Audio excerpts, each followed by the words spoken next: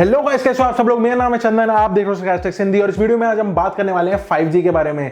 Recently जियो के सेठ जी ने अनाउंस करा था कि 2021 के सेकेंड हाफ में ये लोग 5G अनाउंस करने वाले हैं, जिसकी वजह से देश में ना बड़ी हलचल सी हो गई कि यार 5G आने वाला है, स्पीड्स क्या होंगी, कॉस्ट क्या होगी और बैंड्स कौन कौन से होंगे, फोन्स का क्या सीन है। फोन्स तो अभी से ही बिकने शुरू हो गए हैं, एक साल एडवांस में ही फोन सबके हाथों में आ गए हैं। 5G फोन ले लिया जी और पता नहीं क्या क्या। तो इस वीडियो में ना मैंने सारी 5G की जो डिटेल्स कंपाइल करके मुझे लगा कि सारी बता देनी चाहिए। एक मैंने छोटी सी वीडियो बनाने की कोशिश करी है।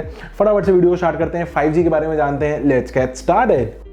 तो यार सबसे पहले तो ये देखते हैं कि 5G और 4G में सबसे बड़ा डिफरेंस क्या है। जो सबसे बड़ा डिफरेंस 5G का है ना, वो वेवलेंथ का है। यानी कि जो 4G की जो वेवलेंथ है वो आप कह सकते हो कि लॉन्ग वेवलेंथ है। यानी कि उससे क्या होगा, उसकी कैरेक्टरिस्टिक क्या होती है कि वो एक तो दूर तक जाती है, रेंज उसकी ज़्यादा है और साथ में स्पीड भी नॉर्मल सी है, मतलब ठीक सी है। आपको भी पता है, मुझे भी पता है कैसी स्पीड आती है 4G के नाम पे।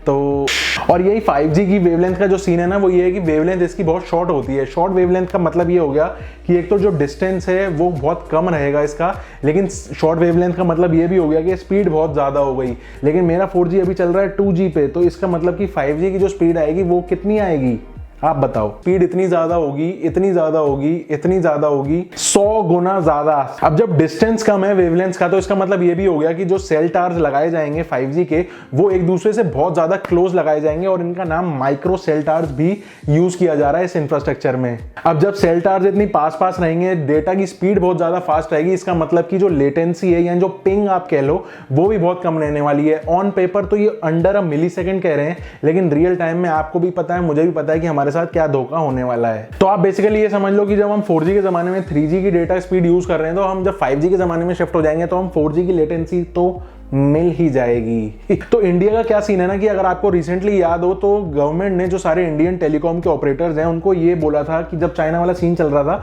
तब ये बोला था कि भाई जो चाइना के मैन्युफैक्चरर्स हैं, फोन इक्विपमेंट के जो मैन्युफैक्चरर्स हैं जैसे हुआवे और ZTE, तो इनसे आप कॉन्ट्रैक्ट्स मत लीजिए। खास करके जो गवर्नमेंट के प्रोजेक्ट्स होंगे उसमें तो बिल्कुल भी अलाउड नहीं है। तो हुआ ये कि जो सारे इंडिया के टेलीकॉम ऑपरेटर्स हैं ना, जैसे कि जियो, एयरटेल और वी, इन्होंने क्या किया कि चाइना को डिच करके, यानी कि हुआवे या फिर ZTE जो अभी तक रूल कर रहे थे इस सेगमेंट में, उनको डिच करके यूएस या फिर यूरोपियन वाली कंपनीज को टाई अप ले लिया, उनके साथ टाई अप कर लिया इंडिया में 5G लाने के लिए। जैसे कि जियो ने टाई अप कर लिया क्वालकॉम के साथ और एयरटेल ने कर लिया एरिक्सन के साथ, नोकिया के साथ, साथ में वी ने भी एरिक्सन के साथ कर लिया।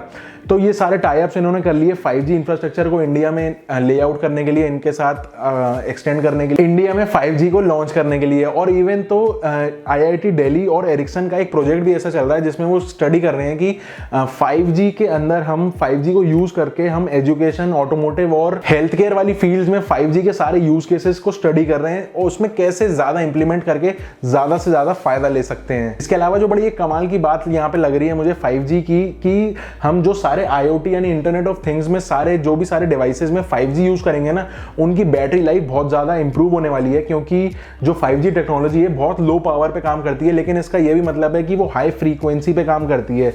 अब हाई फ्रीक्वेंसी का मतलब यहाँ पे ये भी हो गया कि अगर जितनी ज्यादा मेगाहर्ट्ज की फ्रीक्वेंसी होगी उतनी ही कम पेनिट्रेशन हो जाएगी वॉल्स के ऊपर या मेटल्स के साथ। तो इससे हमारा मुझे ये भी लग रहा है कि भाई जो इंडोर्स का सीन है ना, वो थोड़ा सा और गड़बड़ होने वाला है। क्योंकि आप जितना इंडोर में रहते हैं हम, उतना अभी तो ठीक ठाक आ ही जाते हैं फिर भी नेटवर्क, लेकिन 5G केस में ऐसा नहीं है। जब तक एक प्रॉपर अच्छा सेल्यूलर टावर्स हमारे बिल्डिंग्स के आसपास नहीं रहेंगे, तब तक इंडोर की कवरेज अच्छी रहने नहीं वाली है। तो यहाँ पे अगर मैं शॉर्ट में कॉस्ट की बात करूँ कि जो डेटा के प्राइसेस हैं वो ऊपर जाएंगे या फिर नीचे, तो उसका बहुत सिंपल सा शॉर्ट आंसर ये है कि भाई जो डेटा के प्राइसेस है ना, वो इफेक्टिवली कम होने चाहिए। एज जो एक्सपर्ट्स का कहना है वो तो ये है कि जो डेटा की कॉस्ट है वो कम हो जानी चाहिए। लेकिन अभी इनिशियल स्टेज पे जो सारे ये पार्टनरशिप्स कर रहे हैं सारे जो टेलीकॉम ऑपरेटर्स, उसमें जो कॉस्ट इनकी जा रही है वो ये रिकवर करने के लिए शुरू की इनिशियल स्टेजेस रहेंगी, वहां पे हो सकता है कि एक प्रीमियम चार्ज करें 5G के नाम पे। इसके अलावा जो कम्युनिटी फीड पे एक मैंने पोस्ट डाला था 5G के बारे में, उस पर मैंने एक कमेंट आप में से किसी का पढ़ा था कि यार 5G के लिए हमको सिम भी अपग्रेड करनी पड़ेगी या फिर नहीं। तो उसका सीन ये है कि जो 5G की सिम है ना, वो कॉल पूरा कंपनी का है, यानी कि जियो या फिर एयरटेल डिसाइड करेंगे कि उनको अपग्रेड करना है या फिर नहीं। लेकिन जो 5G का इंफ्रास्ट्रक्चर है वो ज़्यादातर केसेस में ऐसा बनाया जा रहा है कि वो बैकवर्ड कंपैटिबल है, यानी कि 4G सिम्स भी वो 5G पे सपोर्ट कर जाएगा। तो ये तो मुझे बहुत सही सिस्टम लग रहा है कि भाई कि हम सबको फिर से सारे स्टोर्स पे जाके या फिर लाइनों में नहीं लगना पड़ेगा अपनी एक सिम अपग्रेड कराने के लिए। इसके अलावा एक कमेंट ये भी था कि यार ये हार्मफुल रेडिएशन का क्या सीन चल रहा है, 5G आने से ये हार्मफुल रेडिएशन फैलेगी और हमारी हेल्थ को क्या इश्यूज हो सकते हैं। तो यार उसका एक ना बहुत सिंपल सा सीन है कि WHO कहता है कि जो टेलीकम्युनिकेशंस और ये सारे जो नेटवर्क वाली डिवाइसेस होती हैं इनमें से जो रेडिएशंस निकलती है ना वो हमारी बॉडी में सिर्फ एक ही पैरामीटर पे काम करती है कि जो हमारे टिश्यूज होते हैं उनका टेम्परेचर हाई करती है। इसकी वजह से ही बाकी की सारी डिसीजेज हो सकती हैं, ठीक है, ये तो WHO कहता है। लेकिन 5G को जब उन्होंने स्टडी किया WHO ने कि भाई इसके लिए हमारी ह्यूमन बॉडी, अगर इसके आने से हमारी ह्यूमन बॉडी पे क्या फर्क आ रहा है, तो रिजल्ट सिर्फ इतना ही निकल के आया कि 1 डिग्री टेम्परेचर का सिर्फ 2/10 ऑफ टेम्परेचर ही इंक्रीज आ रहा है, वो भी किसी किसी केस में, हर केस में नहीं। यानी कि अगर आप बहुत एक्सेसिवली यूज कर रहे हो 5G डिवाइसेस तो 0.2 डिग्री का टेम्परेचर आपकी बॉडी में हीट अप हो सकता है, जो कि बिल्कुल भी हार्मफुल नहीं है, WHO जैसा कि क्लेम करता है। इसके अलावा 5G में सपोर्टेड बैंड्स के बारे में बात कर लेते हैं। तो जो बैंड्स यहाँ पे डिपार्टमेंट ऑफ टेलीकम्युनिकेशंस बोल रहा है, टोटल 11 बैंड्स हैं जो कि 3 कैटेगरी में इन्होंने बनाए हुए हैं, लो बैंड, मिड बैंड और हाई बैंड। यानी कि जो लो बैंड है वो ज्यादा एरिया कवर करता है और स्पीड थोड़ी सी कम देता है, और ऐसे मिड बैंड है वो थोड़ा सा ज्यादा एरिया कवर करेगा, स्पीड थोड़ी सी पंप अप देगा। लेकिन जो हाई बैंड होगा ना वो एरिया बिल्कुल कम कवर करेगा लेकिन स्पीड बिल्कुल फोकस देगा, यानी बिल्कुल फुल स्पीड देगा।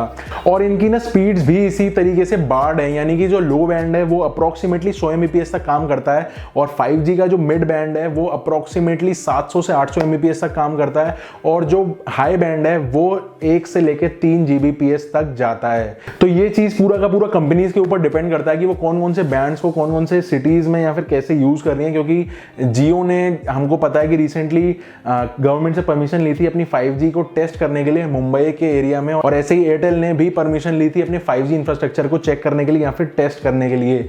अब यहाँ पे बात निकल के आती है कि सबको एक ही टाइम पे 5G मिल जाएगा या फिर क्या। तो यहाँ पे भाई बड़ा ही कॉम्प्लेक्स सिस्टम, जैसे कि 4G अपग्रेडेशन के टाइम पे हुआ था वैसा ही मेरा जो ओपिनियन है, मुझे जो ऐसा लगता है कि यहाँ पे भी वही होगा, क्योंकि टार्ज, नंबर ऑफ टार्ज बहुत ज्यादा इंक्रीज हो गए एज कंपेयर टू 4G। अब यहाँ उसके लिए टाइम भी चाहिए, वर्कफोर्स भी चाहिए, और नए नए प्लान्स का जो भी सिस्टम निकलेगा पता नहीं क्या ही निकलता है। लेकिन यहाँ पे वही सिस्टम होगा कि पहले मेट्रोज में आ जाएगा, उसके बाद टियर 2 सिटीज में, और विलेजेस का तो भूल ही जाओ कि अभी क्या ही सीन चल रहा है। इसके अलावा जो एक बड़ी इंटरेस्टिंग सी बात निकल के आ रही है ना वो एक कॉल क्वालिटी को लेकर है, यानी कॉल क्वालिटी भी काफी हद तक इंक्रीज हो जाएगी, काफी हद तक बेटर हो जाएगी, क्योंकि उसकी जो टेक्नोलॉजी है वो भी सारी चेंज कर दी जा रही है।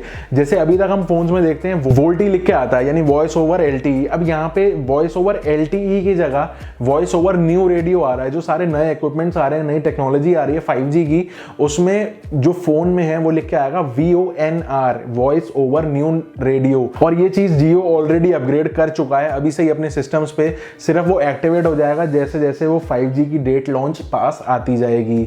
तो बचे अब फोन का यार ये क्या सीन है ना कि कई सारे फोन मैन्युफैक्चरर्स लोगों को क्या बना रहे हैं कि भाई हम 5G फोन दे रहे हैं, लेकिन उसमें सीन क्या है कि वो कोई ही बैंड दे रहे हैं। टोटल 11 बैंड गवर्नमेंट ने हमको बताए हैं कि हैं जो 5G इनेबल्ड रहेंगे, और उसमें से 2 से 3 ऐसे बैंड्स हैं जो बिल्कुल रेडी हैं ऑक्शन के लिए। मार्च टू अप्रैल तक में वो ऑक्शन हो जाएंगे, और उसके बाद जैसा कि जियो क्लेम कर रहा है कि वो सेकेंड हाफ ऑफ 2021 में वो लॉन्च कर देंगे। अब फोन मैन्युफैक्चरर्स क्या कर रहे हैं कि उन 11 बैंड्स में से 2 अभी ऑक्शन पे जाएंगे।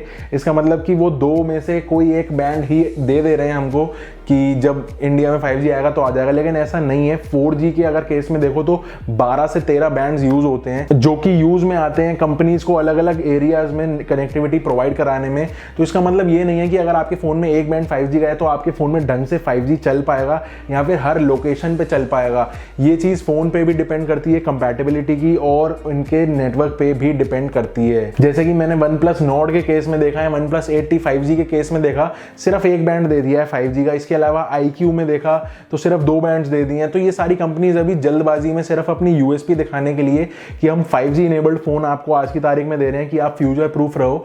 तो मेरी रिकमेंडेशन भाई यही रहेगी सिंपल सी कि 5G के पीछे अभी मत भागो। कम से कम 8 महीने लग जाएंगे अभी ढंग से यूज आने में, और 8 महीने में आपको पता है कि फ़ोन के डिवाइसेस के प्राइसेस जो हैं वो कितने चेंज हो जाते हैं।